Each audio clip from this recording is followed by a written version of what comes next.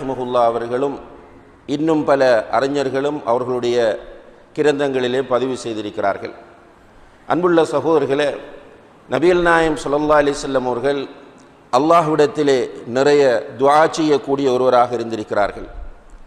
அதிலும் குறிப்பாக சில துஆக்களை அதிகமாக நபி ஸல்லல்லாஹு அலைஹி வஸல்லம் அவர்கள் கேட்பார்கள். அப்படி அதிகமாக அவர்கள் கேட்பது என்பது அந்த துஆ உள்ளடங்கக்கூடிய விஷயங்களின் முக்கியத்துவத்தை நமக்கு உணர்த்தக்கூடியதாக இருக்கிறது. அந்த வகையிலே தான் இந்த துஆவிலே நபி ஸல்லல்லாஹு அலைஹி வஸல்லம் அவர்கள் கேட்கிறார்கள், அல்லாஹும்ம இன்னி அஊது பிக மினல் ஹம்மி வல் ஹஸன். யா அல்லாஹ், உன்னிடமிருந்து கவலை, யா அல்லாஹ் உன்னை கொண்டு கவலை துக்கம் போன்றவற்றிலிருந்தும், வல் அஜிஸி வல் கசல் இயலாமை சோம்பேறித்தனம் போன்றவற்றிலிருந்தும், வல் புஹ்லி வல் ஜுபுன் கோழைத்தனம் அதே போன்று கஞ்சத்தனம் போன்றவற்றிலிருந்தும், வதல்இத்தைன் கடன் தொல்லையிலிருந்தும், வகலபத்திர் ரிஜால் மனிதர்கள் மிகைத்து விடுவதிலிருந்தும் பாதுகாப்பு தேடுகிறேன் என்று நபி ஸல்லல்லாஹு அலைஹி வஸல்லம் அவர்கள் கேட்கிறார்கள். அன்புள்ள சகோதரர்களே, முதலாவதாக நபி ஸல்லல்லாஹு அலைஹி வஸல்லம் அவர்கள் இந்த துஆவில் ஹம் ஹஸன் என்ற இரண்டு விஷயங்களிலிருந்து பாதுகாப்பு தேடுகிறார்கள். ஹம் என்று சொன்னால் எதிர்காலத்தில் நடக்கப் போகிற விஷயங்களை நினைத்து ஏற்படக்கூடிய கவலை துக்கத்தை குறிக்கும்.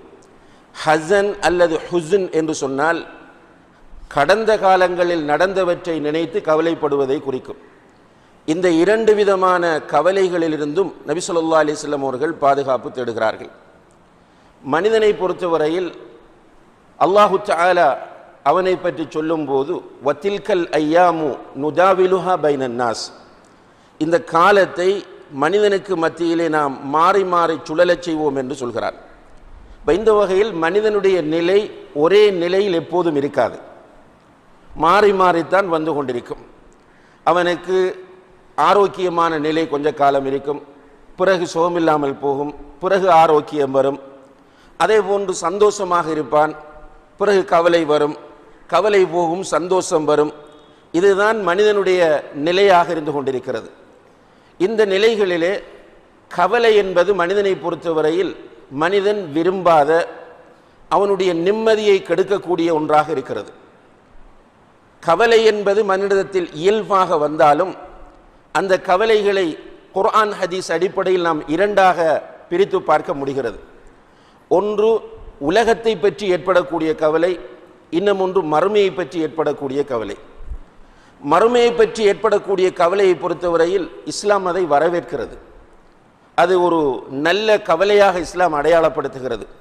எனவே தான் நபி ஸல்லல்லாஹு அலைஹி வஸல்லம் அவர்கள் சொல்கிறார்கள், மன் கானத்தில் ஆஹிரத்து ஹம்மஹு, யாருடைய கவலையாக மறுமை இருக்கிறதோ, ஜஅலல்லாஹு கினாஹு ஃபி கல்பிஹி, அல்லாஹு தஆலா அவனுடைய பொருளாதாரத்தை அல்லது அவனுடைய மன நிறைவை அவனுடைய உள்ளத்திலே ஏற்படுத்துகிறான். வஜமஅ லஹு ஷம்லஹு, அதே போன்று இந்த உலகத்தில் உள்ள எல்லாவற்றையும் அவனுக்கு சேர்த்து கொடுக்கிறான். வஅதத்ஹு துன்யா வஹிய ராகிமா, அவன் விரும்பாமலேயே உலகம் அவனிடத்தில் வந்து விடுகிறது. அதாவது ஒருவனுடைய முழு கவலையும் மறுமையாக இருந்தால் அவனுடைய முழு பிரச்சனைகளையும் அல்லாஹ் பொறுப்பெடுத்துக் கொள்கிறான். அவனுக்கு அல்லாஹு தஆலா அறியாப்புறமாக ரிஸ்கை கொடுக்கிறான். அவனுடைய மனதில் அல்லாஹு தஆலா தன்னிறைவை கொடுக்கிறான் என்று நபி ஸல்லல்லாஹு அலைஹி வஸல்லம் அவர்கள் சொல்கிறார்கள். இதன் மூலம் மறுமை பற்றி ஏற்படக்கூடிய கவலை நல்ல கவலை, அது வரவேற்கத்தக்க கவலை. ஒரு மூமினிடம் அந்த கவலை இருக்க வேண்டும் என்பதை நபி ஸல்லல்லாஹு அலைஹி வஸல்லம் அவர்கள் இங்கே நமக்கு வலியுறுத்துகிறார்கள். அதாவது நான் மௌத்தானால் என்னுடைய கபருடைய வாழ்க்கை ஒளிமயமாக அமைய வேண்டும், நான் நிம்மதியாக கபரிலே உறங்க வேண்டும், மறுமையிலே நான் அல்லாஹ்வுடைய அரிஷின் கீழ் நிழலை பெற வேண்டும், சிராத் என்ற பாலத்தை நான் வேகமாக கடக்க வேண்டும், நரகத்திலிருந்து என்னை நான் பாதுகாத்து கொள்ள வேண்டும், சுவர்க்கத்திற்குள் நான் நுழைந்து விட வேண்டும் என்பது தொடர்பாக அவனுடைய கவலை அமைவது. இது ஒவ்வொரு மூமினிடமும் இருக்க வேண்டியது. ஆனால் இந்த உலகத்தை பற்றி ஒரு மனிதனிடத்தில் வரக்கூடிய கவலை என்பது கவலை வந்தால் அந்த மனிதன் என்ன செய்ய வேண்டும் என்றால் அந்த கவலை அல்லாஹ்விடம் ஒப்படைத்து விட வேண்டும். உதாரணமாக யாக்கூப் அலைஹிஸ்ஸலாம் அவர்களுக்கு, யூசுப் அலைஹிஸ்ஸலாம் அவர்களுடைய தந்தை யாக்கூப் அலைஹிஸ்ஸலாம் அவர்களுக்கு அப்படி ஒரு கவலை வந்தது. மகனை அழைத்து சென்று, யூசுப் அலைஹிஸ்ஸலாம் அவர்களை அழைத்து சென்று ஏனைய சகோதரர்கள் பால் கிணற்றிலே போட்டுவிட்டு வந்து நிற்கிறார்கள். மகன் தொலைந்து விட்டார் என்கிற அந்த கவலை வந்து அவர்கள் ஓநாய் சாப்பிட்டு விட்டது என்று பல செய்திகளை சொல்கிறார்கள். இந்த நேரத்தில் யாக்கூப் அலைஹிஸ்ஸலாம் அவர்கள் சொல்கிறார்கள், அல்லாஹும்ம இன்னி அஷ்கு பஸ்ஸி வ ஹுஸ்னி இலல்லாஹ், இன்னி அஷ்கு பஸ்ஸி வ ஹுஸ்னி இலல்லாஹ், என்னுடைய கவலை துக்கம் அனைத்தையும் நான் அல்லாஹ்விடத்திலே ஒப்படைக்கிறேன் என்று சொன்னார்கள். அதே போன்று ஆயிஷா ரலியல்லாஹு அன்ஹா அவர்களுக்கு மிகப்பெரிய ஒரு கவலை ஏற்பட்ட வரலாறு நமக்கு தெரியும். அப்துல்லாஹ் இப்னு உபை இப்னு சலூல் என்கிற முனாஃபிக் அவர்கள் மீது விபச்சார குற்றம் சாட்டுகிறான். அந்த விபச்சார குற்றத்தை நிரூபிக்கக்கூடிய முறையிலே அவன் பல வதந்திகளை சஹாபாக்கள் மத்தியிலே பரப்பி சஹாபாக்களில் சிலரும் அதை நம்பி விடுகிறார்கள். ஹஸ்ஸான் இப்னு சாபித், மிஸ்தஹ் இப்னு அசால், ஹம்னா பின் ஷஹ்ஷ் போன்ற சஹாபா பெருமக்களும் அந்த செய்தியை நம்பி விடுகிறார்கள். மதீனாவிலே மிகப்பெரிய ஒரு பரபரப்பாக இது இருக்கிறது. ஆயிஷா ரலியல்லாஹு அன்ஹா அவர்கள் அழுது அழுது கவலையினால் துக்கத்தினால் அவர்களுடைய கண்கள் கருத்து விட்டன. அந்த நேரத்தில் அவர்கள் தன்னுடைய வரலாற்றை பிறகு சொல்லும்போது சொல்லுகிறார்கள், இப்படி ஒரு சூழ்நிலை ஏற்பட்ட போது எனக்கு என்ன சொல்வது என்று தெரியவில்லை. யூசுப் அலைஹிஸ்ஸலாம் அவர்களுடைய தந்தை யாக்கூப் அலைஹிஸ்ஸலாம் அவர்களுடைய பெயர் கூட எனக்கு ஞாபகத்திற்கு வரவில்லை, அந்த அளவுக்கு கவலை. நான் என்ன சொன்னேன் என்றால், யூசுஃபுடைய தந்தை சொன்னதை தவிர வேறொன்றும் என்னால் சொல்ல முடியாது என்று தான் சொன்னேன். அவர் என்ன சொன்னார்? இன்னி அஷ்கு பஸ்ஸி வ ஹுஸ்னி இலல்லாஹ், என்னுடைய கவலை துக்கம் அனைத்தையும் அல்லாஹ்விடமே நான் ஒப்படைக்கிறேன் என்று சொன்னாள். எனவே அன்புள்ள சகோதரர்களே, இந்த உலகத்தில் வாழும்போது கண்டிப்பாக மனிதர்கள் என்கிற அடிப்படையில் நமக்கு கவலை துக்கம் வரும். அதிலிருந்து நாம் அல்லாஹ்விடத்திலே பாதுகாப்பு தேட வேண்டும். அது ஒரு புறம் இருக்க, அந்த கவலைகள் துக்கங்களை எல்லாம் அல்லாஹ்விடம் ஒப்படைக்கக்கூடிய ஒரு பண்பு நம்மிடத்திலே வர வேண்டும். அப்படி இல்லாமல் உலகத்தை பற்றியே நாம் கவலைப்பட்டு கொண்டிருந்தால் அது நமக்கு அழிவாகவும் கைசேதமாகவும் தான் அமையும். இன்றைக்கு நம்முடைய கவலைகளுக்கு துக்கங்களுக்கு அடிப்படை காரணம் என்ன என்று பார்க்கிற போது, நான் என்ன செய்வது, என்ன படித்து முடித்து விட்டேன், என்ன தொழில் செய்வது, திருமணம் முடித்து விட்டேன், குடும்பத்தை எப்படி ஓட்டுவது, குழந்தை பிறந்து விட்டது, அந்த குழந்தையை எப்படி வளர்ப்பது, என்னுடைய வியாபாரத்தை எப்படி டெவலப் பண்ணுவது, என்னுடைய பொருளாதாரத்தை எப்படி அதிகரிக்க செய்வது என்பது பற்றித்தான் உண்மையிலேயே நம்முடைய கவலை அதிகமாக இருக்கிறது. காலையில் எழுந்ததிலிருந்து இரவு தூங்கச் செல்லுகிற வரைக்கும் நம்முடைய அந்த சிந்தனைகளை நாம் ஒரு பதிவு செய்வோமாக இருந்தால் அந்த சிந்தனைகளில் அதிகமாக வரக்கூடிய சிந்தனை இதுவாகத்தான் இருக்கும். ரசூல் ஸல்லல்லாஹு அலைஹி வஸல்லம் அவர்கள் சொல்கிறார்கள், மன் கானத்தி துன்யா ஹம்மஹு, யாருடைய முழு கவலையாக உலகம் மாறுகிறதோ, எப்படி உலகத்தை அனுபவிப்பது, எப்படி உலகத்தை ஆளுவது, உலகத்தில் எப்படி பொருளாதாரத்தை தேடுவது, உலகத்தில் எப்படி செல்வாக்கோடு வாழுவது என்கிற கவலையை ஒரு மனிதன் தன்னுடைய தலைக்குள் ஏற்றிக்கொள்வானாக இருந்தால், ஜஅலல்லாஹு ஃபக்ரஹு பைன ஐனைஹி, அல்லாஹு தஆலா வறுமையை அவனுடைய கண்களுக்கு முன்னால் கொண்டு வந்து வைத்து விடுவான். அதாவது நேரடியாக அவனுக்கு வறுமை தெரியும். இதனுடைய அர்த்தம் என்னவென்றால், அன்புள்ள சகோதரர்களே, வறுமை என்பது பொருளாதாரம் இல்லாமல் போவதல்ல. ரசூல் ஸல்லல்லாஹு அலைஹி வஸல்லம் அவர்கள் சொல்கிறார்கள், லைஸல் கினா அன் கஸரத்தில் அர்த் வலாகின்னல் கினா கினன் நஃப்ஸ், பொருளாதாரம் என்பது, செல்வம் என்பது நிறைய சொத்துக்கள் குவிவதல்ல, போதும் என்ற மனம்தான் செல்வம் என்கிறார்கள். ஒரு மனிதன் பணக்காரன் என்று சொன்னால், வசதி உள்ளவன் என்றால் அல்லாஹ் கொடுப்பதை கொண்டு அவன் திருப்தி அடைய வேண்டும். இதுதான் அவன் செல்வந்தன் என்பதற்கு அர்த்தமாகும். ஆனால் ஒரு மனிதனுக்கு அல்லாஹ் ஒரு ஓடை நிறைய தங்கத்தை கொடுக்க இன்னும் ஒரு ஓடைக்கு ஆசைப்படுகிறான், 2 ஓடைகளுக்கு தங்கத்தை கொடுக்க 3வது ஒன்றுக்கு ஆசைப்படுகிறான் என்றால் இவன் பிச்சைக்காரன், இவன் செல்வந்தன் கிடையாது. உண்மையிலே செல்வந்தன் என்றால் அல்லாஹ் எனக்கு நிறைய தந்திருக்கிறான் அல்ஹம்துலில்லாஹ் என்று அவன் மனதார சொல்ல வேண்டும். ரசூல் ஸல்லல்லாஹு அலைஹி வஸல்லம் அவர்களிடத்தில் பொருளாதாரம் இருக்கவில்லை, ஆனால் செல்வந்தத்தோடு ரசூலுல்லாஹி அலைஹி வஸல்லம் அவர்கள் வாழ்ந்தார்கள். அதிகமான சஹாபாக்களிடத்தில் பொருளாதாரம் இருக்கவில்லை, ஆனால் மன நிறைவோடு அவர்கள் வாழ்ந்தார்கள். அந்த உலகத்தை பற்றிய கவலை அவர்களை பெரிதாக ஆக்கிரமிக்கவில்லை என்பதை அவருடைய வரலாற்றை படிக்கிற போது நம்மால் புரிந்து கொள்ள முடிகிறது. ஆனால் இன்றைக்கு நம்முடைய முழு கவலையும் தீனை பற்றி கவலைப்படுவதை விட, நம்முடைய மௌத்தை பற்றி கவலைப்படுவதை விட, நம்முடைய கபருடைய வாழ்க்கையை பற்றி கவலைப்படுவதை விட, மஹ்ஷரிலே அல்லாஹு தஆலா சூரியனை நம்முடைய தலைக்கு ஒரு மைலுக்கு அப்பால் கொண்டு போது ஏற்படக்கூடிய அந்த பயங்கரத்தை பற்றி கவலைப்படுவதை விட, சிராத் என்ற அந்த பாலத்தை பற்றி கவலைப்படுவதை விட, பயங்கரமான அந்த நரக நெருப்பை பற்றி கவலைப்படுவதை விட கூடுதலாக எதற்கு கவலைப்படுகிறோம்? இன்று என்னுடைய பொருளாதாரத்தை எப்படி தேடிக்கொள்வது, என்னுடைய பிள்ளைக்கு எப்படி மாப்பிள்ளை தேடுவது, என்னுடைய பிள்ளைக்கு எப்படி வீடு கட்டுவது, எப்படி ஒரு வளவை வாங்கிக் கொள்வது, அல்லது அடுத்தவன் பொருளாதாரத்தை ஈட்டுகிற போது அவனை போன்று நான் எப்படி வருவது, அல்லது அவனுடைய பொருளாதாரத்தை எப்படி நான் வீழ்த்துவது, இதுதான் நம்முடைய அதிகமான கவலையாக இருக்கிறது.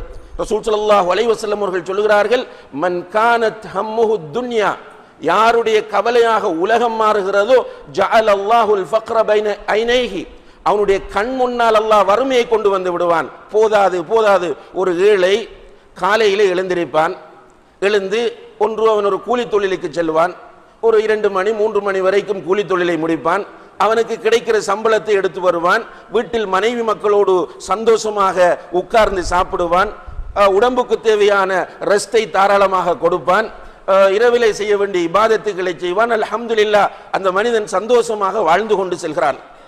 மாடி வீடுகள் இருக்கிறது, பெரும் பெரும் அசையும் அசையா சொத்துக்கள் இருக்கின்றன, வாகனங்கள் இருக்கின்றன. ஆனால் அந்த மனிதனுக்கு குடும்பத்தோடு உட்கார்ந்து சாப்பிடுவதற்கு நேரம் இல்லை, பிள்ளைகளோடு ஒரு சுற்றுலா செல்வதற்கு நேரம் இல்லை, மனைவியோடு சந்தோஷமாக உட்கார்ந்து பேசுவதற்கு நேரம் இல்லை, இபாதத்துக்கள் செய்வதற்கு அறவே நேரமே இல்லை. கடமையான வணக்கங்கள் எல்லாம் அவனுக்கு சிம்பிளாகிவிடும். வாங்கு சொன்னால் இது என்ன தொலைப்போவதை விட அந்த நேரத்தில் செய்கிற வியாபாரம் பெரிது என்று அவன் நினைத்து விடுவான். அந்த நேரத்தில் அவனுக்கு மிஸ் ஆகக்கூடிய அந்த லாபம் இருக்கிறதே, அது ஒரு பெரிய இழப்பாக அவன் கருதுவான். அங்கே தொலைப்போகாமல் முனாஃபிக்களுடைய பட்டியலிலே அவன் சேர்ந்து கொள்வது என்பது அவனுக்கு ஒரு மேட்டராக இருக்காது. அவனுடைய கவலையெல்லாம் இந்த நேரத்தில் கடையை மூடிவிட்டேனாக இருந்தால், இந்த நேரத்தில் பள்ளிக்கு போய்விட்டேனாக இருந்தால் எனக்கு வருகிற பொருளாதாரம் இல்லாமல் போய்விடும். எவ்வளவு பெரிய ஒரு வறுமையை அல்லாஹு தஆலா அவனுடைய கண் முன்னால் காட்டுகிறான் என்று பாருங்கள். மறுநாளைக்கு என்ன செய்வது? கனவிலும் அவனுக்கு பிரச்சனை தான். தூங்க சென்று விட்டால் கனவிலும் அவனுக்கு பிரச்சனை தான். நாளைக்கு செக்குக்கு எப்படி பணம் போடுவது, அதற்குரிய சிக்கல் அவனுக்கு உருவாகிறது.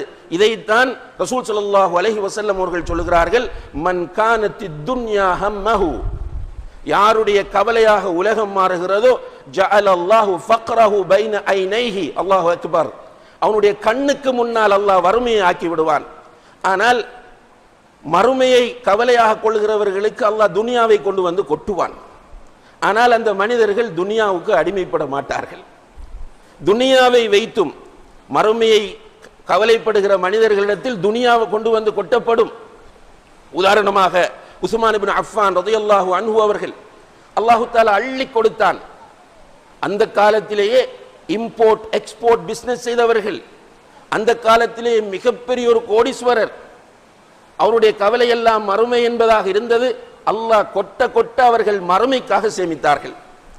எங்கெல்லாம் ரசூல் ஸல்லல்லாஹு அலைஹி வஸல்லம் அவர்கள் இதை செய்தால் சுவர்க்கம் கிடைக்கும் என்று சொன்னார்களோ அந்த இடத்தில் முதலாம் ஆளாக இருந்தவர்கள் உஸ்மான் இப்னு அஃபான் ரலியல்லாஹு அன்ஹு அவர்கள். அதுபோன்றுதான் எல்லா சஹாபாக்களும் கண்ணியத்திற்குரியவர்களே, அவர்கள் மறுமை கவலை இருந்தது. அல்லாஹ் அவர்களிடத்தில் பொருளாதாரம் இல்லாவிட்டாலும் மனதில் நிறைவை கொடுத்தான், பொருளாதாரம் இருந்தாலும் அதில் அல்லாஹ் அவர்களுக்கு திருப்தியை கொடுத்தான். ஆனால் இன்றைக்கு நம்முடைய நிலைமை தலைகீழாக இருப்பதை பார்க்கிறோம். சாதாரணமான ஏழைகள் என்று சமுதாயத்தில் அடையாளப்படுத்தப்படக்கூடிய மக்களை பார்க்கிறோம். தர்மம் செய்வதிலே போட்டி போடுகிறார்கள். சில நேரங்களில் பள்ளிவாசல் கட்டுவதற்காக, தாவா பணிகளுக்காக, மதரசாக்களுக்காக என்று கலெக்ஷனிலே போனால் பெரிய கோடீஸ்வரன், லட்சாதிபதி, மாடி வீடு, வாகனம் இருக்கிறது என்கிறவனுடைய வீட்டுக்கு போனால் ஒரு 100 ரூபாய் 200 ரூபாய் கொடுக்கிறான். அதே டைமில் கூலில் தொழில் செய்யக்கூடிய வீடுகள், இந்த வீட்டுக்கு நம்ம போகலாமா இல்லையா என்கிற கவலையோடு சகோதரர்கள் செல்லுவார்கள். சில நேரங்களில் ஓலை குடிசையாக இருக்கும். வீட்டில் உள்ளவர்கள் அப்பம் சுட்டு விற்கக்கூடிய தொழில் செய்யக்கூடியவர்களாக இருப்பார்கள். இப்படியானவர்களுடைய வீட்டுக்கு போய் எப்படி கேட்பது? இந்த வீட்டில் நமக்கு 500 ரூபாய் தான் தந்தார்கள், இந்த வீட்டுக்கு போனால் என்ன செய்ய போகிறார்களோ என்று போனால் அந்த வீட்டிலிருந்து 10,000 வரும், 20,000 வரும், மோதிரம் வரும், தங்க செயின் வரும். அல்லாஹு தஆலா அவர்களுடைய உள்ளத்தில் எவ்வளவு பெரிய செல்வந்தத்தை ஏற்படுத்தி இருக்கிறான். இந்த மாடி வீட்டிலே, பஞ்சனை மெத்தையிலே, ஏசி ரூமிலே, ஏசி காரிலே போகிறவர்களுடைய மனதிலே எவ்வளவு பெரிய ஒரு வறுமை ஏற்படுத்தி இருக்கிறான் என்று பாருங்கள். இது முஅ்ஜிஸா. ரசூல் ஸல்லல்லாஹு அலைஹி வஸல்லம் அவர்கள் சொன்னது நடக்கிறது. எனவே அல்லாஹ்வுடைய தூதர் ஸல்லல்லாஹு அலைஹி வஸல்லம் அவர்கள் நமக்கு கவலையிலிருந்து பிரார்த்தனை செய்யுமாறு கேட்கிறார்கள். நம்முடைய கவலைகள் உலகத்தை சுற்றி இருந்தால் அல்லாஹ் நம்மை பாதுகாக்க வேண்டும். அந்த கவலை நம்முடைய நிம்மதியை கெடுத்துவிடும், நம்முடைய தூக்கத்தை கெடுத்துவிடும். அதே போன்று விரக்திக்கு, ஈமான் இல்லாதவர்களை விரக்தியின் உச்சத்துக்கே கொண்டு சென்றுவிடும். இன்றைக்கு இப்படி துனியாதான் என்னுடைய நோக்கம் என்று அலைகிறவர்கள் மனநோயாளிகளாக மாறியிருக்கிறார்கள். இன்றைக்கு உலகத்திலே துனியாவை நேசிக்கக்கூடிய அதிகமான மக்கள் கவுன்சிலர்களிடத்திலே நிற்கிறார்கள், அல்லது சைக்கோ தெரபிஸ்டுகளிடம் நிற்கிறார்கள், அல்லது சைக்காட்ரிஸ்டுகளிடம் போய் நிற்கிறார்கள், தூக்க மாத்திரைகள் சாப்பிடுகிறார்கள், அல்லது கிளப்புகளிலே பார்களிலே போய் நிற்கிறார்கள், மதுபானம் அருந்துகிறார்கள், தற்கொலை செய்கிறார்கள் என்பதை நாம் பார்க்கிறோம். அல்லாஹ் பாதுகாக்க வேண்டும். ஒரு முஃமினுடைய பார்வை மிக தெளிவாக இருக்க வேண்டும். அந்த முஃமினுக்கு முன்மாதிரியாக நபிகள் நாயகம் ஸல்லல்லாஹு அலைஹி வஸல்லம் அவர்கள் இருக்க வேண்டும். சில நேரங்களில் அன்னை ஆயிஷாவை போல, அல்லது யூசுப் அலைஹிஸ்ஸலாம் அவர்களுடைய தந்தை யாக்கூப் அலைஹிஸ்ஸலாம் அவர்களைப் போல நமக்கு கவலைகள் ஏற்பட்டு விட்டால் நம்முடைய கவலையை அல்லாஹ்விடத்தில் ஒப்படைக்க வேண்டும். இதற்காக வேண்டி ரசூல் ஸல்லல்லாஹு அலைஹி வஸல்லம் அவர்கள் ஒரு அருமையான துஆவை நமக்கு கற்றுத் தந்திருக்கிறார்கள். அந்த துஆவை நாம் பொருள் உணர்ந்து ஓதும் போது அல்லாஹு தஆலா அந்த கவலையை நம்மை விட்டு அகற்றுவார். அந்த துஆ தான் அல்லாஹும்ம இன்னி அப்துக் வப்னு அப்திக் வப்னு அமதிக் நாசியதி பியதிக் மாதின் ஃபிய ஹுக்முக் அத்லுன் ஃபிய கதாஉக் அஸ்அலுக பிகுல்லி இஸ்மின் ஹுவ லக் சம்மைத பிஹி நஃப்ஸக் அவ் அன்ஸல்தஹு ஃபி கிதாபிக் أو علمته أحدا من خلقك أو استأثرت به في علم الغيب عندك أن تجعل القرآن العظيم ربيع قلبي ونور صدري وجلاء همي وذهاب حزني. இந்த துஆவை ஒருவர் ஓதினால் அவருடைய மனதில் ஏற்படக்கூடிய கவலை போய்விடும் என்று நபிகள் நாயகம் ஸல்லல்லாஹு அலைஹி வஸல்லம் அவர்கள் சொல்கிறார்கள். உண்மையிலே அந்த துஆவின் பொருளை புரிந்தாலே கவலை போய்விடும். ஓதுகிற போது துஆவின் பொருளை புரிந்தாலே கவலை போய்விடும். அல்லாஹும்ம இன்னி அப்துக், யா அல்லாஹ் நான் உன்னுடைய அடிமை, வப்னு அப்திக் உன்னுடைய அடிமையின் மகன், வப்னு அமதிக் உன்னுடைய அடிமை பெண்ணின் பிள்ளை நான். இந்த வார்த்தையிலேயே நாம் அல்லாஹ்வுடைய அந்த கலா கதிரின் அடிப்படையில் இயங்குகிறோம் என்பது உறுதிப்படுத்தப்படுகிறது. இயக்குகிறவன் அல்லாஹ், நான் அடிமை, யா அல்லாஹ் நான் அடிமை, உன்னுடைய அடிமையின் மகன், உன்னுடைய அடிமை பெண்ணின் மகன் என்று சொல்லிவிட்டு நாசியதி பியதிக், அல்லாஹு அக்பர், என்னுடைய குடும்பி முடி உன்னுடைய கையிலே இருக்கிறது, என்னுடைய குடும்பி முடி உன்னுடைய கையிலே இருக்கிறது. அதாவது நெற்றி முடி, நெற்றி முடியை பிடித்து இழுத்தால் பின்னால் தான் போக வேண்டும். அல்லாஹு தஆலாவிடத்தில் நம்ம சொல்லுகிறோம் நாசியதி பியதிக், என்னுடைய குடும்பி முடி உன்னுடைய கையிலே இருக்கிறது. மாதின் ஃபிய ஹுக்முக், உன்னுடைய தீர்ப்பு என்னுடைய விஷயத்தில் நடந்தேறிவிட்டது. அதுலுன் ஃபிய கதாஉக், உன்னுடைய தீர்ப்பு நீதியானது, ஏற்றுக்கொள்கிறோம். நீ என்ன எழுதினாயோ அது நடந்திருக்கிறது, நீ எழுதியது நீதியானது. எனக்கு இந்த கஷ்டம் வர வேண்டும் என்று நீ எழுதியிருக்கிறாய், அது நீதியானது.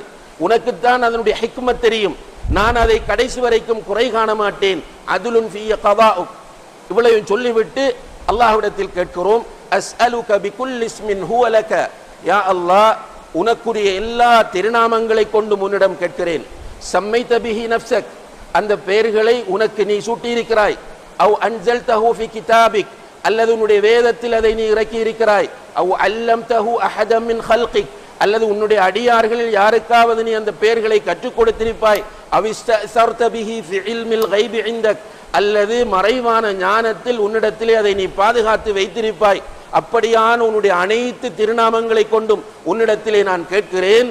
அன் தஜ்அல் குர்ஆன ரபீஅ கல்பி, குர்ஆனை என்னுடைய உள்ளத்திற்கு வசந்தமாக ஆக்கிவிடு.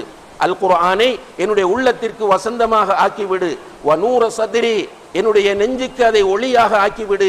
வ ஜலாஅ ஹம்மி, என்னுடைய கவலையையும் துக்கத்தையும் போக்கக்கூடியதாக அதை ஆக்கிவிடு என்று ரசூல் ஸல்லல்லாஹு அலைஹி வஸல்லம் அவர்கள் இந்த துஆவை நமக்கு கற்றுத் தருகிறார்கள். இதை ஓதினால் கவலை போய்விடும்.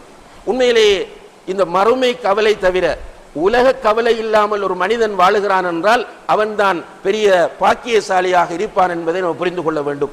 அவ்வப்போது மூட் அவுட் ஆகிற போது யா ஹய்யு யா கய்யூம் பிரஹ்மதிக அஸ்தகீஸ், அல்லது லா இலாஹ இல்லல்லாஹுல் அஸீம் அஸீமுல் ஹலீம் என்று வரக்கூடிய அந்த திக்ரை ஓதுவது. இப்படியான திக்ருகளை அதிகமாக ஓதும் போது அந்த கவலை போய்விடும். அல்லது உட்கார்ந்து பள்ளிவாசலுக்கு வருவது, கொஞ்சம் கூடுதல் கவலை ஏற்பட்டு விட்டது, சில நெருக்கடிகள், சில மன அழுத்தங்கள், சில பிரச்சனைகளால் ஏற்பட்டு விட்டது என்றால் பள்ளிக்கு வந்து 2 ரக்காத் தொழுதுட்டு உட்கார்ந்து அல் குர்ஆனை எடுத்து ஓத ஆரம்பித்தால், அல்லது வீட்டிலே தொழுது விட்டு அல் குர்ஆனை எடுத்து ஓத ஆரம்பித்தால் அல்லாஹ்வுடைய உதவியால் அந்த கவலைகள் எல்லாம் போய்விடும். ரிலாக்ஸோடு நிம்மதியாக வாழ முடியும் என்பதை நாம் புரிந்து கொள்ள வேண்டும். எனவே ஒரு மனிதனுக்கு கவலையற்ற வாழ்வு என்பது மிக முக்கியம் என்பதனால் தான் நபிகள் நாயகம் ஸல்லல்லாஹு அலைஹி வஸல்லம் அவர்கள் இந்த துஆவிலே அல்லாஹும்ம இன்னி அஊது பிக மினல் ஹம்மி வல் ஹஸன் என்று கேட்கிறார்கள். இதில் இன்னும் ஒரு விஷயத்தையும் அல்லாஹ்வுடைய தூதர் உணர்த்துகிறார்கள். என்ன என்று கேட்டால், ஹஸன் அல்லது ஹுஸ்ன் என்று சொன்னால் கடந்த காலத்தில் நடந்தவற்றை நினைத்து கவலைப்படுவது, ஹம் என்றால் எதிர்காலத்தில் நடக்கப் போவதை நினைத்து கவலைப்படுவது. ரசூலுல்லாஹி அலைஹி வஸல்லம் அவர்கள் என்ன சொல்கிறார்கள் என்றால், கடந்த காலத்தையும் விட்டுவிடு, எதிர்காலத்தையும் விட்டுவிடு, இன்றைக்கு நீ வாழ். அன்றன்றைக்கு அவனுடைய நாள் உண்மையிலே இப்போது நாம் உயிரோடு இருக்கிறோம் என்றால் இதுதான் நமக்கு உறுதியான நேரம். இந்த நேரத்தில், இந்த நாளில், இந்த நிமிடத்தில் நாம் சந்தோஷமாக இருக்க வேண்டும். நிறைய பேர் என்ன செய்யறால், நாளைக்கு சந்தோஷமாக இருக்க வேண்டும், நாளைக்கு சந்தோஷமாக இருக்க வேண்டும் என்று ஒவ்வொரு நாளும் கவலைப்பட்டு கொண்டே இருப்பார்கள். நாளை என்பது அவர்களுக்கு எப்போது என்பதை தெரியாது. இன்றைக்கு சொல்வார்கள் நாளைக்கு என்று, நாளைக்கு சொல்வார்கள் நாளைக்கு என்று, நாளை மறுநாள் சொல்வார்கள் நாளைக்கு என்று, இப்படி நாளை நாளை என்றே அவர்கள் போய்கொண்டிருப்பார்கள். அல்லது சிலரை பொறுத்தவரையில் ஏதோ நடந்து முடிந்திருக்கும், நடந்து முடிந்தவைகளை அவர்கள் நினைத்து அதை பற்றி வேதனைப்பட்டு கொண்டே இருப்பார்கள். இமாம் ஷாஃபிஈ ரஹிமஹுல்லாஹ் அவர்கள் ஹதீஸ் துறையில் பெரிய அறிஞர், சட்டத்துறையில் பேரறிஞர், அதே போன்று அரபு இலக்கியத்திலும் அவர்கள் ஒரு பெரிய அறிஞர். அவர்கள் அரபு இலக்கியத்திலே பல கவிதைகள் எழுதியிருக்கிறார்கள். அதிலே ஒரு கவிதை அவர்கள் எழுதுகிறார்கள், தஇல் ஐயாம தஃஅலு மா தஷா, காலம் விரும்பியதை செய்யட்டும் நீ விட்டுவிடு, வத்திப் நஃப்ஸன் இதா ஹக்கமல் கதா, காலம் விரும்பியதை செய்யட்டும் விட்டுவிடு, அல்லாஹ்வுடைய தீர்ப்பு நடந்து விட்டால் அதை கொண்டு நீ திருப்திப்படு. வத்திப் நஃப்ஸன் இதா ஹக்கமல் கதா, அல்லாஹ்வுடைய தீர்ப்பு ஒன்று நடந்து விட்டது என்றால் திருப்தி அடை. உன்னை பொறுத்தவரையில் நீ கலா கதிரை ஈமான் கொண்டவன், எனவே அந்த கலாவை நீ கொண்டு திருப்தி அடை. வலா தஜ்ஸா லி ஹாதிஸத்தில் லயாலி, காலங்களின் கோலங்களுக்காக நீ உன்னை கலங்கிக் கொள்ளாதே, நீ காலங்களின் கோலங்களை பார்த்து தடுமாறாதே. வலா தஜ்ஸா லி ஹாதிஸத்தில் லயாலி ஃபமா லி ஹவாதிஸித் துன்யா பகாஉ, உலகத்தில் நடக்கக்கூடிய இந்த நிகழ்வுகள் சோதனைகளுக்கு நிரந்தரம் என்று ஒன்று கிடையாது. இன்றைக்கு ஒருவர் எதிரியாக இருப்பார், நாளைக்கு சலாம் சொல்லி நண்பராகுவார். இன்றைக்கு ஏழையாக இருப்பார், நாளைக்கு பணக்காரராகுவார். இன்றைக்கு குழந்தை இல்லை என்று கவலைப்பட்டு கொண்டிருப்பார், அல்லாஹ்வுடைய உதவியால் நாளைக்கு குழந்தை கிடைக்கும். அதே போன்று மகளுக்கு மாப்பிள்ளை கிடைக்கவில்லை என்று கவலைப்பட்டு கொண்டிருப்பார், நாளைக்கு கிடைத்துவிடும். அப்போ காலத்திலே உள்ள விஷயங்கள் எதுவுமே நிரந்தரமானவை கிடையாது. ஃபமாலி ஹவாதிஸித் துன்யா பகாஉ வகுன் ரஜுலன் அலல் அஹ்வாலி ஜல்தா, சோதனைகள் கஷ்டங்கள் வரும்போது நீ உறுதியோடு இரு. வகுன் ரஜுலன் அலல் அஹ்வாலி ஜல்தா வஷீமத்துக ஸமாஹத்து வல் வஃபாஉ, உனக்கு அல்லாஹ் தந்திருக்கிற மிக உயர்ந்த பண்பு என்னவென்றால் தயாளத்தன்மை. அல்லாஹ்வுடைய கதிரை புரிந்து கொள்வது, அதை ஏற்றுக்கொள்வது, அளித்த வாக்குறுதியை நிறைவேற்றுவது, இது உன்னிடம் இருக்கிற ஒரு மிக முக்கியமான பண்பாகும் என்று சொல்லிக்கொண்டு அந்த கவிதையை முடிக்கும் போது அவர்கள் சொல்லுகிறார்கள், வமன் நஸலத் பிசாஹத்திஹில் மனாயா, ஒருவனுக்கு மௌத்து வந்துவிட்டால் ஃபலா அர்துன் தகீஹி வலா ஸமாஉ, பூமியும் அவனை பாதுகாக்காது, வானமும் பாதுகாக்காது. ஒருவனுக்கு மௌத்து வந்துவிட்டால் பூமியும் பாதுகாக்காது, வானமும் பாதுகாக்காது. இப்போ இந்த கவிதையிலே இமாம் அவர்கள் அழகாக சொல்லுகிறார்கள், நடந்து முடிந்ததை பற்றி நீ அலட்டிக் கொள்ளாதே, அல்லாஹ்விடத்திலே ஒப்படைத்து விடு, அல்லாஹ் போதுமானவன். நீ அல்லாஹ்வின் மீது தவக்குல் வைப்பீராக இருந்தால் அல்லாஹ் உனக்கு ஒரு சிறந்த வழியை காட்டுவான். நபிகள் நாயகம் ஸல்லல்லாஹு அலைஹி வஸல்லம் அவர்களிடத்திலே வந்து எதிரிகள் உங்களுக்கு எதிராக ஒன்று சேர்ந்திருக்கிறார்கள், அப்படி நடந்தது இப்படி நடந்தது என்றெல்லாம் சொல்லும் போது ரசூலுல்லாஹி அலைஹி வஸல்லம் அவர்களிடமிருந்து வருகிற வார்த்தை ஹஸ்புனல்லாஹு வ நிஅமல் வக்கீல். இப்ராஹிம் அலைஹிஸ்ஸலாம் அவர்களை நெருப்பில் தூக்கி போடுகிறார்கள், அவர்களுடைய வாயிலிருந்து வந்த வார்த்தை ஹஸ்புனல்லாஹு வ நிஅமல் வக்கீல். ஒரு ஈமானும் அகீதாவும் தெளிவாகிவிட்டால் ஒரு மனிதனை பொறுத்தவரையில் கவலையின் உச்சத்திற்கு செல்ல மாட்டான், விரக்திக்கு செல்ல மாட்டான், மனச்சோர்வு அவனிடத்திலே வராது, அவன் மாத்திரைகள் சாப்பிடக்கூடியவனாக மாற மாட்டான் என்பதை இங்கே நாம் புரிந்து கொள்ள வேண்டும். எனவேதான் நபிகள் நாயகம் ஸல்லல்லாஹு அலைஹி வஸல்லம் அவர்கள் அதிகமாக அல்லாஹ்விடத்திலே அல்லாஹும்ம இன்னி அஊது பிக மினல் ஹம்மி வல் ஹுஸ்ன் என்று துஆ செய்திருக்கிறார்கள் என்பதை பார்க்கிறோம். அதே போன்று அல்லாஹ்வுடைய தூதர் கேட்கிறார்கள், வல் அஜ்ஸி வல் கஸல், இயலாமை, ஒன்றும் செய்ய முடியாத நிலை. அதாவது சிலரை பொறுத்தவரையில் உடலியல் ரீதியாக பலவீனம் அடைந்து எதுவுமே செய்ய முடியாமல் போவது, இதுதான் அஜிஸ் என்று சொல்வது. அல்லது மனோரீதியிலே பலவீனம் அடைவது. இன்றைக்கு நிறைய பேர் அப்படித்தான் உருவாக்கப்பட்டிருக்கிறோம். அதாவது நம்ம இன்றைய கால பாசையில் சொல்வதாக இருந்தால் நெகட்டிவ் திங்கிங், எதிர்மறை சிந்தனை. என்னால் முடியாது, என்னால் படிக்க முடியாது, என்னால் வியாபாரம் செய்ய முடியாது, என்னால் முன்னேற முடியாது, என்னால் அப்படி செய்ய முடியாது, நான் ஏழை, நான் முட்டாள், நான் பலவீனமானவன் என்று தனக்குத்தானே அவன் சொல்லிக் கொள்வது. இன்றைக்கு மோட்டிவேஷன் ப்ரோக்ராம் அது இது என்று சொல்லி இதை நிறைய செய்கிறார்கள். இப்படி செய்யக்கூடியவர்களுக்கு பெரிய டிமாண்டாக இன்று சமுதாயத்திலே இருப்பதை நீங்கள் பார்க்கிறீர்கள். சிலர் மிகப்பெரிய அளவு பணம் வாங்கி இந்த புரோகிராம்கள் செய்கிறார்கள், மோட்டிவேஷன் புரோகிராம் என்று சொல்லி. அன்புள்ள சகோதரர்களே, ரசூல் ஸல்லல்லாஹு அலைஹி வஸல்லம் அவர்கள் இதை நமக்கு எப்போதோ சொல்லிவிட்டார்கள். முடியாது என்று நினைக்காதே, அல்லாஹ் நாடினால் எல்லாம் முன்னால் முடியும். இப்போ முடியாது என்கிற நிலையிலிருந்து நீ அல்லாஹ்விடம் பாதுகாப்பு தேடு. அல்லாஹும்ம இன்னி அஊது பிக மினல் அஜ்ஸ். அதே போன்று வல் கசல். கசல் என்றால் முடியும், ஆனால் சோம்பேறித்தனம். அவருக்கே தெரியும் முடியும் என்று, பள்ளிக்கு போக முடியும், ஆனால் மழை பெய்கிறது, ஒரு சோம்பேறித்தனம். தூக்கமாக இருக்கிறது, ஒரு சோம்பேறித்தனம். டியூட்டிக்கு போக வேண்டும், கிளைமேட் ஒரு மாதிரியாக இருக்கிறது, ஒரு சோம்பேறித்தனம். இது ஒரு மூமினுக்குரிய பண்பு கிடையாது. மூமினை பொறுத்தவரையில் ஒரு மூமின் எப்போதும் ஆக்டிவாக இருக்க வேண்டும், எப்போதுமே சுறுசுறுப்பானவனாக மூமின் இருக்க வேண்டும். அதனால் தான் ஒரு நாள் ஒருவர் நடந்து வரும்போது தோளை குனிந்து கொண்டு ஒரு பலவீனமானவரை போன்று நடந்து வருகிறார். இவரை பார்த்து உமர் ரலியல்லாஹு அன்ஹு அவர்கள் அவரை தட்டிவிட்டு, நீ ஏன் ஒரு நோயாளியை போன்று நடந்து செல்கிறாய், உஷாராக நடந்து செல் என்று சொன்னார்கள். ரசூல் ஸல்லல்லாஹு அலைஹி வஸல்லம் அவர்கள் சொல்கிறார்கள், அல் முஃமினுல் கவிய்யு கைருன் வ அஹப்பு இலல்லாஹ் மினல் முஃமினில் தஈஃப். பலமான பலசாலியான முஃமின் பலவீனமான முஃமினை விட அல்லாஹ்வுக்கு விருப்பமானவன் என்று. அப்போ ஒரு முஃமின் எப்போதும் ஆக்டிவாக இருக்க வேண்டும், சுறுசுறுப்பாக இருக்க வேண்டும். சோம்பல் நிறைந்தவனாக எந்த நேரமும் தூங்குவது, எந்த நேரமும் வேலை இல்லாமல் உட்கார்ந்திருப்பது, இந்த நிலையில் இருக்கக்கூடாது என்பதனால் அல்லாஹ்வுடைய தூதர் அல்லாஹும்ம இன்னி அஊது பிக மினல் அஜ்ஸ் வல் கஸல் என்று துஆ செய்கிறார்கள். அதே போன்று வல் புக்லி வல் ஜுபுன். புக்ல் என்று சொன்னால் கஞ்சத்தனம். செலவு செய்வதற்கு கடமையான சில பகுதிகள் இருக்கின்றன. அல்லாஹ் தரக்கூடிய பொருளாதாரத்திலிருந்து செலவு செய்வது என்பது வாஜிபாக்கப்பட்ட சில பகுதிகள், சுன்னத்தாக்கப்பட்ட சில பகுதிகள், முபாஹாக்கப்பட்ட அனுமதிக்கப்பட்ட சில பகுதிகள். இப்போ வாஜிபாக்கப்பட்ட செலவுகளை ஒரு மனிதன் கண்டிப்பாக செய்தே ஆக வேண்டும். உதாரணமாக அவனுக்கு அவன் செலவு செய்வது. உதாரணமாக எனக்கு ஒரு நோய் வந்து விட்டால் நோய்க்கு நான் வைத்தியம் செய்வது என்னுடைய கட்டாய கடமை. எனக்கு இருப்பதற்கு ஒரு இடத்தை அமைத்துக் கொள்வது என்னுடைய கட்டாய கடமை. என்னுடைய பசிக்கு நான் உணவை தேடிக்கொள்வது என்னுடைய செலவு செய்வது என்னுடைய கட்டாய கடமை. என்னுடைய ஔரத்தை மறைப்பதற்காக ஆடைகளை அமைத்துக் கொள்வது என்னுடைய கட்டாய கடமை. இதிலே என்னிடத்திலே கஞ்சத்தனம் வரக்கூடாது. எனக்கு நான் செலவு செய்வதற்கு நான் கஞ்சத்தனம் படக்கூடாது. அதே போன்று என்னுடைய பெற்றோருக்கு நான் செலவு செய்வது என்னுடைய கடமை. என்னுடைய பெற்றோரை ஆரோக்கியமாக வைத்திருப்பது, என்னுடைய பெற்றோரை பாதுகாப்பாக வைத்திருப்பது, என்னுடைய பெற்றோருக்கு வேளா வேளைக்கு நான் சோறு கொடுப்பது, இதெல்லாம் என் மீது உள்ள ஃபர்து ஐன்கள்.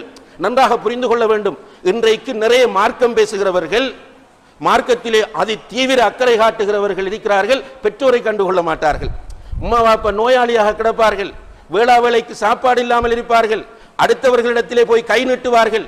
இவர்கள் வசதியோடு உட்கார்ந்து கொண்டு பெற்றோருடைய மனதை நோகடிப்பார்கள். அப்ப பெற்றோருக்கு செலவு செய்வது கட்டாய கடமை என்பதை ஒவ்வொருவரும் புரிந்து கொள்ள வேண்டும். கடைசி வரைக்கும் பெற்றோர் பணக்காரர்களாக இருந்தாலும் நான் தேடுகிற பொருளாதாரம், ரசூலுல்லாஹி அலைஹி வஸல்லம் அவர்கள் சொன்னார்கள், அன்த வ மாலுக லி அபீக, நீயும் உன்னுடைய பொருளாதாரமும் உன்னுடைய தந்தைக்கு தான் சொந்தம் என்று சொன்னார்கள். என்னுடைய தந்தை ஒரு கோடீஸ்வரராக இருக்கலாம், என்னிடத்திலே வந்து மகனே உன்னுடைய இதை எனக்கு நீ தர வேண்டும் என்று கேட்டால் நான் கொடுப்பது என்னுடைய கடமை என்பதை இஸ்லாம் நமக்கு உணர்த்துகிறது.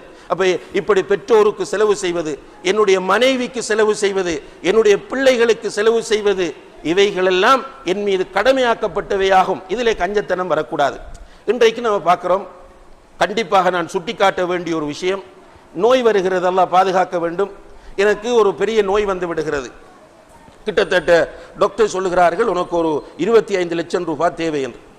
என்னிடத்திலே ஒரு சொத்து இருக்கிறது, வித்தால் அந்த 25 லட்சத்தையும் எடுத்துக்கொள்ள முடியும். ஆனால் அந்த சொத்தை விற்க எனக்கு விருப்பமில்லை. இதுதான் கஞ்சத்தனம். உடனே என்ன செய்யணும்னா பள்ளிவாசலுக்கு வர்றது, ஜமாத்துக்கு போறது, ஊர் ஊரா போறது, குடும்பக்காராக்கள்கிட்ட போறது, கையை நீட்டுறது, லா ஹவுல வலா குவத்த இல்லா பில்லாஹ். இதுதான் கஞ்சத்தனத்தின் உச்சகட்டமாகும். என்னுடைய வீட்டிலே நகை இருக்கிறது, என்னுடைய வீட்டிலே வாகனம் இருக்கிறது, எனக்கு சொத்து இருக்கிறது, என்னுடைய அக்கவுண்டிலே பணம் இருக்கிறது, ஆனால் அதை எடுக்க மாட்டேன், ஊராருடைய காசிலே தான் என்னுடைய மருத்துவத்திற்கு நான் எடுப்பேன் என்பது கஞ்சத்தனத்தின் ஒரு உச்சகட்டமாகும். இது போன்றுதான் என்னுடைய பிள்ளைக்கு சோமில்லாமல் வந்தால், என்னுடைய பெற்றோருக்கு வந்தால், என்னிடம் இருக்கும் போது நான் அதை கொண்டு செலவு செய்ய வேண்டுமே தவிர மற்றவர்களிடத்தில் கை நீட்டுகிற நிலை என்பது கஞ்சத்தனம் என்பதை இஸ்லாம் நமக்கு அடையாளப்படுத்துகிறது. எனவே இந்த கஞ்சத்தனம், அதே போல ஜக்காத்து கொடுப்பதன் மீது உள்ள கடமை, ஹஜ் செய்வதன் மீது உள்ள கடமை, இந்த கடமைகளை செய்வதற்கு நான் யோசிக்கிறேன் என்றால் என்னிடம் கஞ்சத்தனம் இருக்கிறது. இஸ்லாம் இதை விரும்பவில்லை என்பதை நாம் புரிந்து கொள்ள வேண்டும். அதே போன்று சுன்னத்தான செலவுகள் இருக்கின்றன. அப்படி சுன்னத்தான செலவுகளை பொறுத்தவரையிலும் அல்லாஹ் தரக்கூடிய வாய்ப்புகளை பயன்படுத்த வேண்டும். அதற்கு கொடுப்பதற்கு யோசிப்பார்கள். ஒரு களியாட்டத்திற்கு எவ்வளவும் செலவு செய்வார்கள். ஒரு உதாரணமாக ஒரு அம்யூஸ்மெண்ட் பார்க்குக்கு போவார்கள். அங்கே போனால் என்ட்ரன்ஸ் டிக்கெட்டே ஒரு 1000 ரூபாய் இருக்கும். சிம்பிளாக கொடுத்துட்டு வருவாங்க. அதுக்குள்ள நல்லதும் இருக்கும், கெட்டதும் இருக்கும், ஜாகிலியத்தும் இருக்கும். அதெல்லாம் பிரச்சனை இல்லை.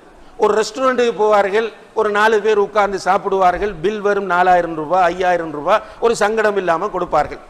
அதே டைமில் ஒரு அனாதை இல்லம் நடத்துகிற சகோதரர்கள், உம்மா வாப்பா இல்லாத பிள்ளைகளுக்கு அந்த பிள்ளைகள் வாழட்டும், அல்லது அங்கவீனமான பிள்ளைகளுக்கு உதவி செய்வோம், அல்லது ஒரு பள்ளிவாசலை நிர்வகிப்போம், அல்லது ஒரு மதரசாவை கட்டியெழுப்புவோம் என்று இவர்களிடத்தில் வந்தால் அங்கே சாப்பாட்டுக்கு 5000 ரூபாய், என்ட்ரன்ஸ் டிக்கெட் 1000 ரூபாய், உள்ளே போனால் ஒவ்வொரு கேமுக்கும் ஒவ்வொன்றுக்கும் 500 ரூபாய், 1000 ரூபாய், 200 ரூபாய் சிம்பிளாக கொடுத்தவருக்கு இங்கே பள்ளிவாசல் கட்டுவதற்கு ஏதாவது தாருங்கள், தாருல் ஐத்தாம் நடத்துவதற்கு, அனாதை இல்லம் நடத்துவதற்கு ஏதாவது தாருங்கள் தான் யோசிக்கிறார். யோசிச்சுட்டு மிச்ச நேரம் யோசிச்சுட்டு ஒரு 200 ரூபாய் கொண்டு வந்து கொடுக்குறார். இது கஞ்சத்தனம். இதை இஸ்லாம் விரும்பவில்லை. ரசூலுல்லாஹி அலைஹி வஸல்லம் அவர்கள் அதனால் தான் கஞ்சத்தனத்திலிருந்து உன்னிடம் பாதுகாப்பு தேடுகிறேன் என்று கேட்டார்கள். அதே போன்று வல் ஜுபுன், கோழைத்தனம். கோழைத்தனம் என்றால் ஒரு மனிதன் பலசாலியாக இருக்க வேண்டும், ஒரு முஃமின் பலசாலியாக இருக்க வேண்டும் என்பதைத்தான் இஸ்லாம் விரும்புகிறது. எந்த அளவுக்கு என்று கேட்டால், அன்புள்ள சகோதரர்களே, ஆரம்பத்தில் ஒரு காஃபிரான எதிரியை மன்னிக்க வேண்டும், ஒரு முஃமின் 200 காஃபிரான எதிரிகளை சந்திக்க வேண்டும் என்று இஸ்லாம் கட்டளையிட்டு,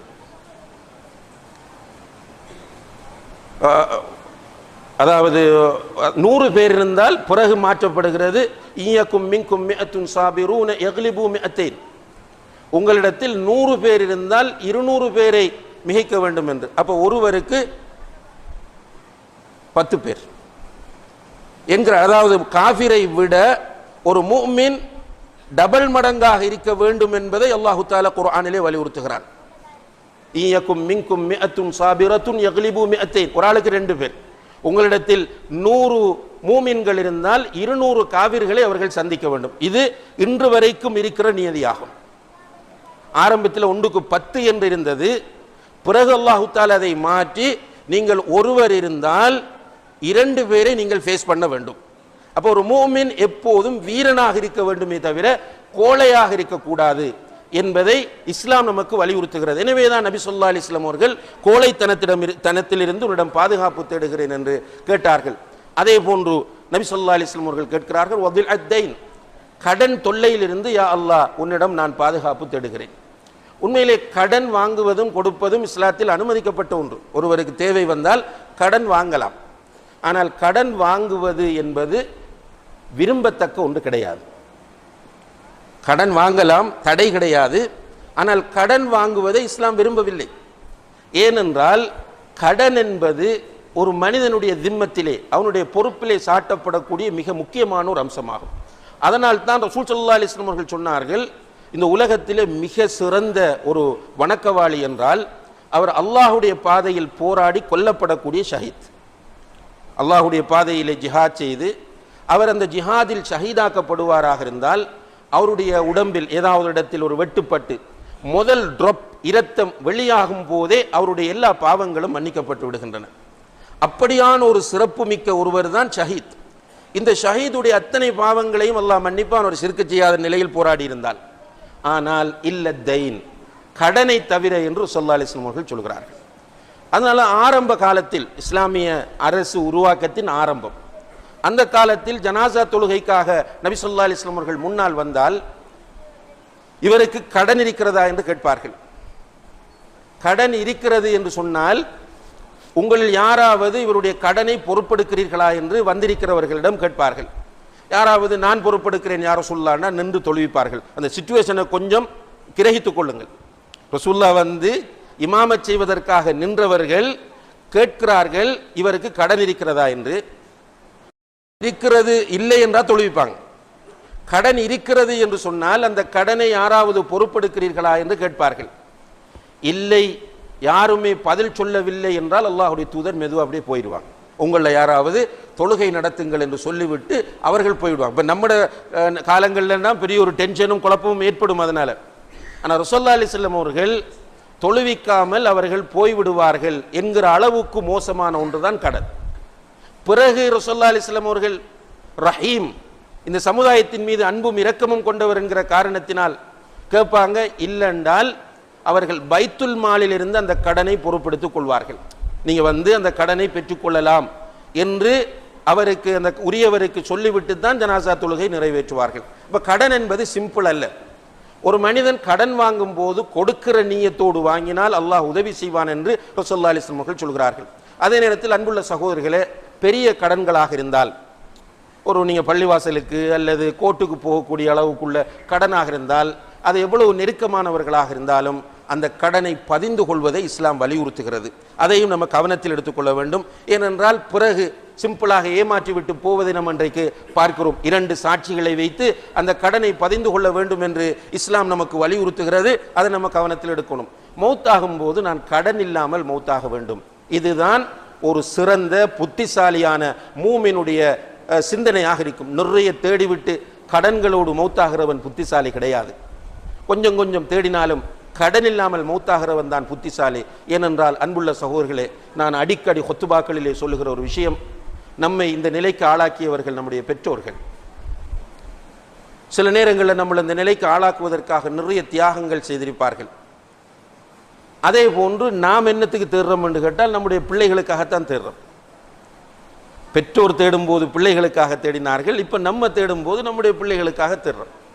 அன்புள்ள சகோதரர்களே, நம்முடைய பெற்றோருடைய பேரில் நாம் என்ன செய்திருக்கிறோம்? பெரிய அளவில் ஏதாவது செய்கிறோமா? மனைவிக்கு நகை வாங்குறதுல தெளிவாக இருக்கிறோம், காணி வாங்குறதுல தெளிவாக இருக்கிறோம், பிள்ளைக்கு வீடு கட்டுறதுல வீட்டையும் ஒரு ஸ்பெஷல் மாடலில் கட்டணும்ன்றதுல நம்ம தெளிவாக இருக்கிறோமா இல்லையா? இப்படி தெளிவாக இருந்து பிள்ளைகளுக்காக நிறைய தேடுகிறோம், இதற்காக கடன் வாங்குகிறோம். இதையும் தாண்டி அல்லாஹ் பாதுகாக்க வேண்டும். இன்றைக்கு வட்டி சிம்பிளாக போயிட்டு மிக மோசமான, மிக கொடூரமான, மிக பயங்கரமான ஒரு குற்றமாக அல்லாஹ் ரசூலோடு யுத்தம் செய்கிற அளவுக்கு என்று அடையாளப்படுத்தப்பட்ட குற்றமாகிய வட்டி சிம்பிளா போயிட்டு அந்த வட்டிக்குள்ளே எல்லாம் சிம்பிளா போய் விழுந்து நிறைய சேர்த்து வச்சு இப்படி அழகு பார்க்கிறோம்.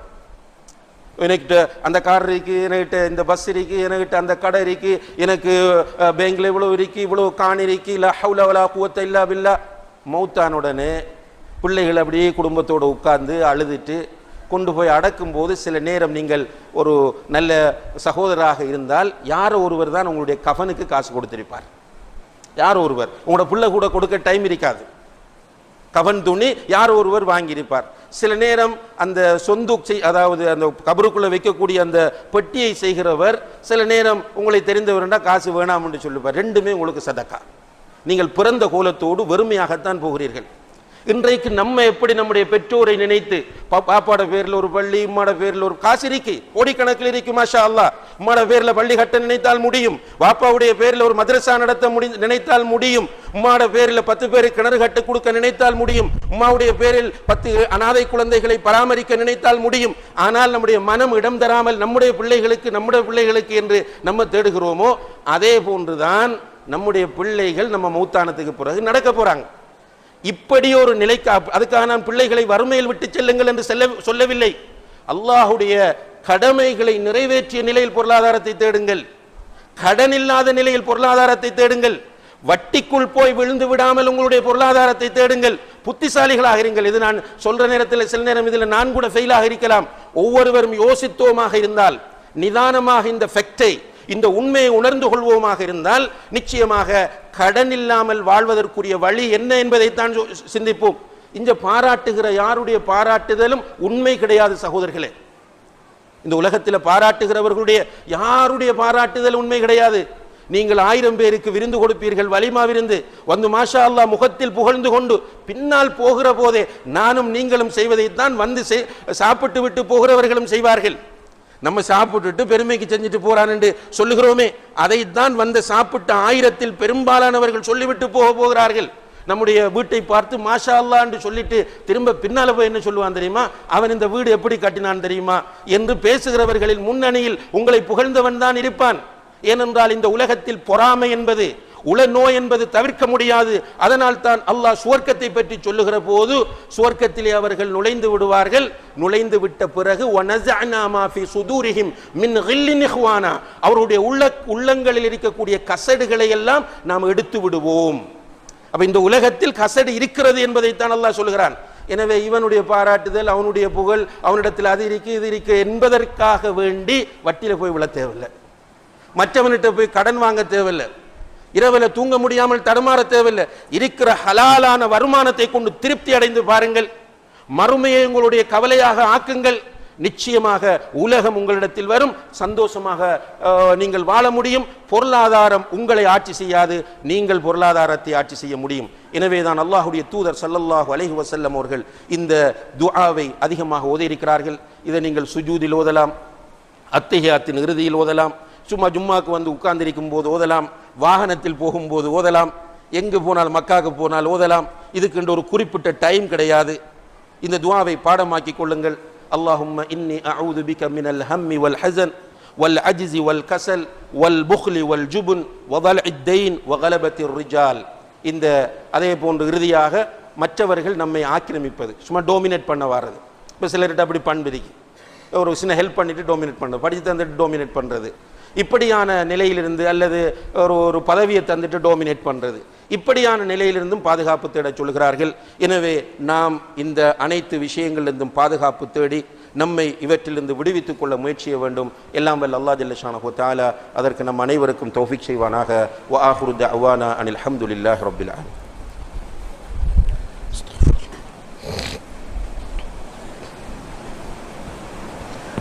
அல்ஹம்துலில்லாஹி ரப்பில் ஆலமீன் والعاقبة للمتقين ولا عدوان إلا على الظالمين والصلاة والسلام على أشرف الأنبياء والمرسلين وعلى آله وأصحابه أجمعين أما بعد. கண்ணியத்திற்குரிய பெரியோர்களே, சகோதரர்களே, மழை காலத்திலே மாரி காலத்திலே நாம் இருந்து கொண்டிருக்கின்றோம். பொதுவாக மழை இல்லாத போது ரசூலுல்லாஹி அலைஹி வஸல்லம் அவர்கள் அதற்காக துஆ செய்வார்கள். அல்லாஹும்ம அகிஸ்னா, யா அல்லாஹ் எங்களுக்கு மழையை தருவாயாக, அல்லாஹும்ம கைசன் முகீசன் ஹனி அம் மரிஆ என்றெல்லாம் துஆ செய்வார்கள். மழை தேவைக்கு அதிகமாக வந்துவிட்டால் அல்லாஹும்ம ஹவா அலைனா வலா அலைனா என்று துஆ செய்வார்கள். யா அல்லாஹ் எங்களை சூழ கடல்களிலும் ஏரிகளிலும் காடுகளிலும் இந்த மழையை பொழியச் செய்வாயாக, எங்களுக்கு எதிராக இந்த மழையை ஆக்கிவிடாதே என்று துஆ செய்வார்கள். நோமலாக மழை பெய்தால் அல்லாஹும்ம ஸய்யிபன் நாஃபிஆ, யா அல்லாஹ் பயன் தரக்கூடிய மழையாக இதை ஆக்கிவை என்று துஆ செய்வார்கள். இப்போ இந்த 3 நிலைகளையும் அல்லாஹு தஆலா இந்த குறுகிய காலத்திற்குள் சந்திக்க வைத்திருக்கிறான். இப்போ ஒரு 3-4 வாரங்களுக்கு முன்னால் அதிகமான ஊர்களில் இஸ்திஸ்கா தொழுகை நடைபெற்றது. அதே போன்று ஜும்மாக்களிலே ஹுத்பாக்களிலே மழை கேட்டு துஆ செய்தோம். அதுக்கு பிறகு நோமலா மழை பெய்யும் போது அல்லாஹும்ம ஸய்யிபன் நாஃபிஆ என்று துஆ செய்தோம். இப்போது அளவுக்கு அதிகமாக மழை பெய்கிறது என்றால் அல்லாஹும்ம ஹவாலைனா வலா அலைனா, அல்லாஹும்ம ஹவாலைனா வலா அலைனா, யா அல்லாஹ் எங்களை சூழ இந்த மழையை பொழியச் செய், எங்களுக்கு ஆபத்தான மழையாக இதை ஆக்கிவிடாதே என்று துஆ செய்வது நம்முடைய சுன்னாவாக இருக்கிறது. ஏனென்றால் சில நேரங்களில் தாளமுக்கம் இருக்கிறது, அப்படி நடக்கும் இப்படி நடக்கும் என்று அச்சுறுத்தல்கள் விடுக்கப்படுகின்றன. சில நேரம் நடக்கலாம், சில நேரம் நடக்காமல் போகலாம். இருந்தாலும் நாம் அல்லாஹ்விடத்தில் துஆ செய்வது என்பது நம்முடைய கடமையாக பொறுப்பாக இருக்கிறது என்பதை நாம் புரிந்து அல்லாஹ்விடத்திலே இன்றைய இந்த சூழ்நிலையில் யா அல்லாஹ் இந்த மழையை எங்களுக்கு சாதகமானதாக ஆக்கிவை, எங்களை சூழ கடலிலும் காடுகளிலும் இந்த மழையை பொழியச் செய், எங்களுக்கு ஆபத்தாக இந்த மழையை ஆக்கிவிடாதே என்று துஆ செய்வது நபி ஸல்லல்லாஹு அலைஹி வஸல்லம் அவர்கள் காட்டித்தந்த வழிமுறையாக இருக்கிறது. அதை நாம் பின்பற்ற எல்லாம் வல்ல அல்லாஹ் ஜல்ல ஷானஹு தஆலா நம் அனைவருக்கும் தௌஃபீக் செய்வானாக. வ ஆகிரு தஅவானா அனில் ஹம்துலில்லாஹி ரப்பில் ஆலமீன்.